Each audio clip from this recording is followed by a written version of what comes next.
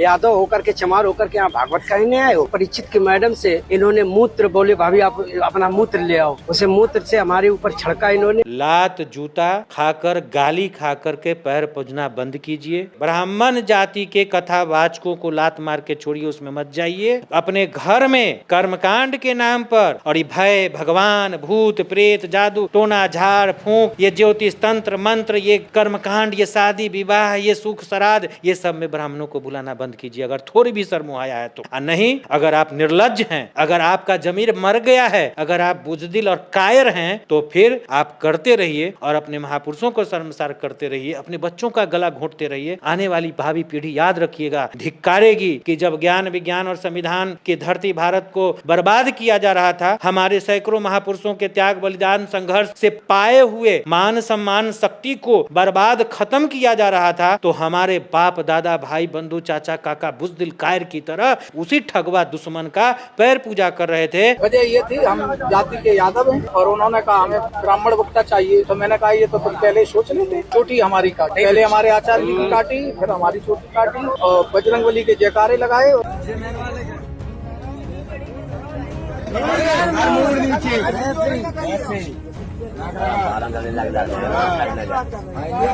कभी नहीं करेंगे, कभी मत करना, इतना समझ लेना। तुम पंडित के हाथ से चुटैया कटवाए गए। जिंदगी में तुम्हें ऐसा करना नहीं चाहिए, तो तुमने करो। बोल बजरंगबली की जय। यूपी के इटावा जिले में यादव समाज के दो कथावाचक, जिनको सिर्फ इसलिए पीटा गया कि वो यादव जाति से हैं, तथाकथित हिंदू धर्म के ऊंची जाति के लोगों ने, सवर्ण समाज के लोगों ने मुकुटमणि सिंह यादव और संत कुमार सिंह यादव जो कथावाचक हैं, उनको इसलिए पीटा, उनकी चुटिया काट ली, उनका सिर मुंडवा दिया और एक महिला यजमान के चरण में उनकी नाक रगड़वाई। वो इसलिए क्योंकि वो यादव समाज से हैं। उन तमाम हिंदू धर्म के तथाकथित सवर्ण जाति के लोगों ने यह कहा कि हमारे इलाके में तुम कैसे कथा वाचन कर सकते हो क्योंकि तुम यादव समाज से हो, और ये सारा का सारा विशेष अधिकार ब्राह्मण समाज का, सवर्ण समाज का है, तो यही लोग कथा वाचन करवा सकते हैं। तुम्हारी हिम्मत कैसे हुई? औकात दिखाने के लिए इन लोगों ने अमानवीय घटना को अंजाम दिया और मुकुटमणि सिंह यादव और संत कुमार सिंह यादव को बाल मुंडन किया, उनकी चुटिया काट ली, थूक चटवाया गया और महिला के चरणों में नाक रगड़वाई गई और बच्चों से बिटवाया गया। गाड़ी के टायर में, साइकिल में जिस पंप से हवा भरवाई जाती है, उससे उनको गाड़ी के चक्के में हवा भरवाई गई। इन तमाम मुद्दों पर बातचीत करने के लिए मेरे साथ इस वक्त मौजूद हैं social activist doctor Vishnudev Yadav ji. इनसे बात करेंगे, क्या कहेंगे? देखिए, तो घोर निंदनीय घटना है ये, मानवता इंसानियत को शर्मसार करने वाली घटना है। सबसे पहले तो हम शासन प्रशासन से, केंद्र में मोदी सरकार से और उत्तर प्रदेश में योगी आदित्यनाथ की सरकार से कड़ी कार्रवाई के लिए मांग रखते हैं कि उस पर संवैधानिक दायरे में मानवीय मूल्यों का ख्याल करते हुए इस पर कड़ी से कड़ी कार्रवाई हो। दोषियों पर मानवाधिकार आयोग स्वतः रूप से संज्ञान ले, वो कार्रवाई करे। जो एक जाति वर्ण विशेष ब्राह्मण समाज के लोग जो हजारों सालों से अपना जातीय वर्चस्व स्थापित करते आ रहे हैं, इसी तरह की घटनाओं को अंजाम दे करके, ताकि लोग डरे हुए रहे, डरे सहमे हुए रहे और हमारी गुलामी करते रहे लोग, तो ये सबसे बड़ा मानवता के लिए, हिंदू धर्म को जो मानने वाले लोग हैं, ये सबसे बड़ा जातीय आतंकवाद है। इन लोगों की मानसिकता ही उसी तरह की है। धर्म के नाम पर हमसे ठगाते रहो, धर्म के नाम पर हमको खिलाते पिलाते रहो, दही चूड़ा मेवा मिष्ठान छप्पन भोग सब खिलाते रहो, धर्म के नाम पर हमें दान दक्षिणा और तमाम चीज़ें हमें देते रहो, लेकिन जो धार्मिक कार्य है वो दायरे में रह के करो। दायरे का मतलब है हिंदू धर्म के जितने धार्मिक ग्रंथ हैं, उन सभी ग्रंथों में ब्राह्मण समुदाय, ब्राह्मण जाति को पूजनीय बताया गया और कर्मकांडी बताया गया, धर्मार्थ कराने वाले बताया गया। मतलब भगवान के, ईश्वर के जो तथाकथित भगवान हैं, इनके जो तथाकथित ईश्वर हैं, देवी देवता हैं, उनके ठेकेदार हैं, वो ब्राह्मण का ही वो अधिकार में है। ईश्वर देवी देवता को आप मानिए, गैर ब्राह्मण जातियाँ जितनी हैं वो माने, लेकिन उसका इस्तेमाल वो न करें।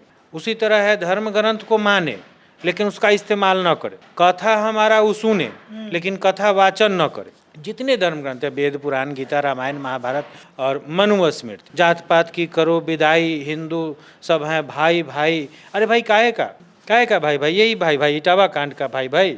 और इटावा एक नई बात नहीं ना है, इसके पहले भी तो सैकड़ों कांड इस तरह का होता ही आया है, आगे भी होता रहेगा। रामायण में ऋषि शंभु की हत्या क्यों की गई? ब्राह्मणों का सीधा है कि पूजिए विप्र शील गुण ही ना, अशूद्र न गुण ज्ञान पर बिना, है ना। मतलब गैर ब्राह्मण जातियां उसी हिंदू धर्म ग्रंथ के अनुसार, लिखने वाला कौन?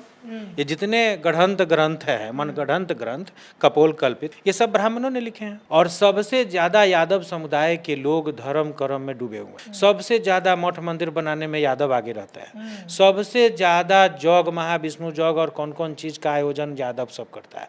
सबसे ज्यादा ब्राह्मण पुजारियों को अपने घर में बुला के और सबसे ज्यादा दान दक्षिणा देने वाला यादव समुदाय का है। तो यादव समुदाय इस पर विचार करे कि तुम इतने धर्म कर्म करने वाले, अपने आप को हिंदूवादी या हिंदू मानने वाले लोग हो, हैं, छत्री भी कहते हो, श्री कृष्ण के वंशज भी कहते हो, तो फिर तुम्हारे साथ ऐसा क्यों हुआ?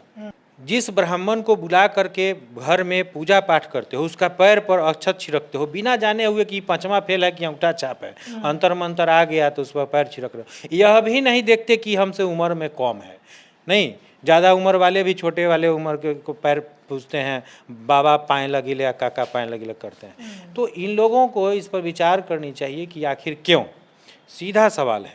और इसका सीधा सीधा ये लोग विचार करें, पढ़े, समझे, देखे कि आप हिंदू नहीं हो।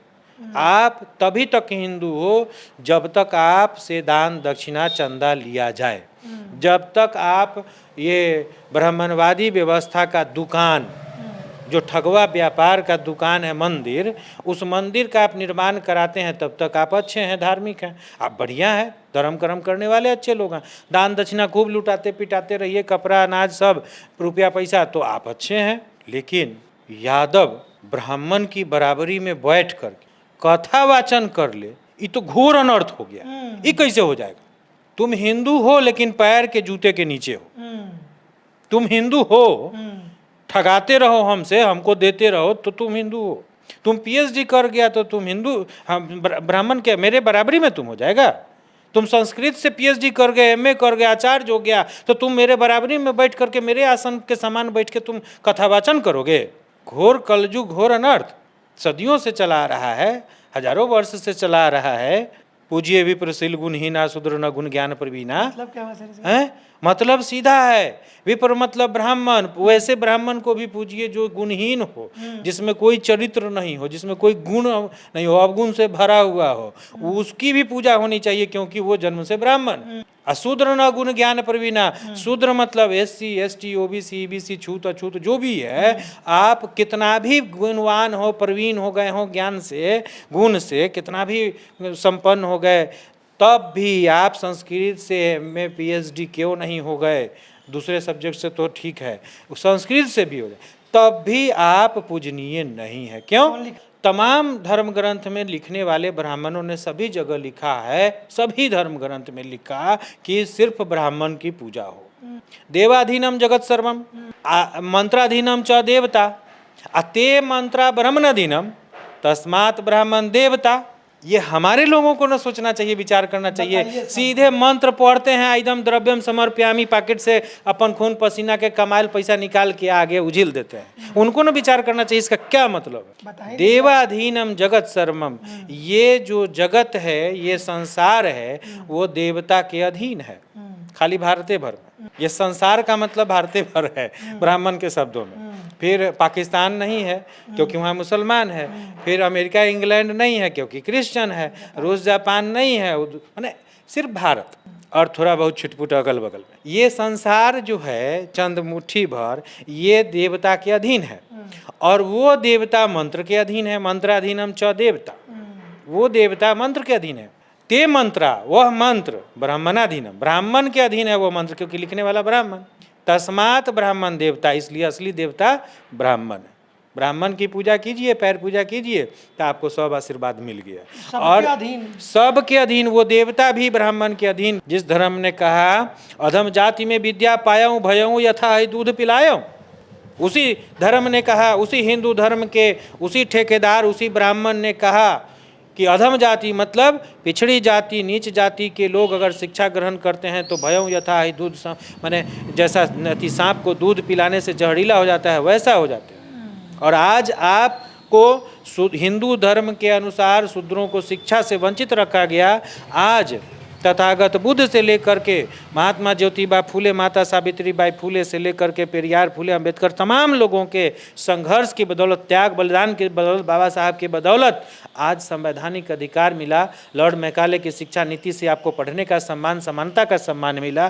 फूले की बदौलत भारत की बेटियों को पढ़ने का अधिकार मिला। और आज जब संविधान देश में लागू हुई, आज उस संविधान की शक्ति से आप रुपया पैसा कमाने लगे, कलम की ताकत मिल गई, तो फिर आप उसी दलदल में चले गए। इसलिए अच्छा हो रहा है ऐसे लोगों के साथ में, क्योंकि वो अपने महापुरुषों का अपमान कर रहे हैं। वे जब अपने महापुरुषों का सम्मान का ख्याल नहीं रख सके, तो ऐसे लोग लात गाली खाते रहे। और अच्छे कर रहे हैं इस तरह के ब्राह्मण जो ऐसे लोगों के साथ कर रहे हैं, ठीक कर रहे हैं। जब इनको अपने कुल खानदान का, अपने समाज के 90% बहुजन समाज के महापुरुषों का त्याग बलिदान संघर्ष का सम्मान का ख्याल ही नहीं रख पाए, इनको अगर थोड़ी भी इनका जमीर जिंदा होता, थोड़ी भी इनके बुद्धि विवेक इनमें होती, थोड़ी भी मानवता का ख्याल होता, तो ये धार्मिक भंवरजाल, मकरजाल, मानवता को शर्मसार करने वाली व्यवस्था को लात मार करके ज्ञान, विज्ञान और संविधान के रास्ते पर चलते, और तब अपने समाज, अपने परिवार, अपना भावी पीढ़ी, अपने औलाद को आगे मजबूत करने का काम करते हैं। लेकिन आज जो ये लोग धार्मिक कर्मकांड में जो लोग लिप्त हैं, चाहे कथा वाचन करने तब, चाहे करवाए तब, जो पूजा पाठ करे चाहे करवाए तब, जो घरे बुलाए, दान दक्षिणा कराए करवाए तब, ये सारे के सारे लोग अपने आप को शर्मसार कर रहे हैं, करवा रहे हैं। हमारे महापुरुषों, अपने महापुरुषों को भी लज्जित कर रहे हैं, और साथ ही भावी पीढ़ी का कत्लेआम कर रहे हैं, उसके भविष्य का गला घोट रहे हैं ये लोग। चूँकि यही वो व्यवस्था है जिस व्यवस्था के कारण भारत का SC ST OBC EBC वर्ग 90% वर्ग आज भी कमज़ोर रहा, जिससे देश कमज़ोर होता चला गया। ये यादव कथावाचकों के साथ जो घिनौना कुकृत किया गया है, हम यादव समुदाय ही नहीं, तमाम OBC EBC पिछड़ा दलित समुदाय से हम साफ शब्दों में आपसे अपील करते हैं कि अगर आपको अपने महापुरुषों की थोड़ी भी मान मर्यादा का ख्याल है, अपने अंदर थोड़ा भी जमीर जिंदा है, थोड़ा भी आपके रगों में अगर खून है, पानी नहीं है, अगर थोड़ा भी शर्म हया आपके अंदर बची है, तो निर्लज्जता छोड़िए, लात जूता खाकर, गाली खाकर के पैर पूजना बंद कीजिए। उसके ब्राह्मण जाति के कथावाचकों को लात मार के छोड़िए, उसमें मत जाइए। और अपने घर में कर्मकांड के नाम पर, और ये भय, भगवान, भूत, प्रेत, जादू टोना, झाड़ फूंक, ये ज्योतिष तंत्र मंत्र, ये कर्मकांड, ये शादी विवाह, ये सुख श्राद्ध, ये सब में ब्राह्मणों को बुलाना बंद कीजिए, अगर थोड़ी भी शर्म आया है तो।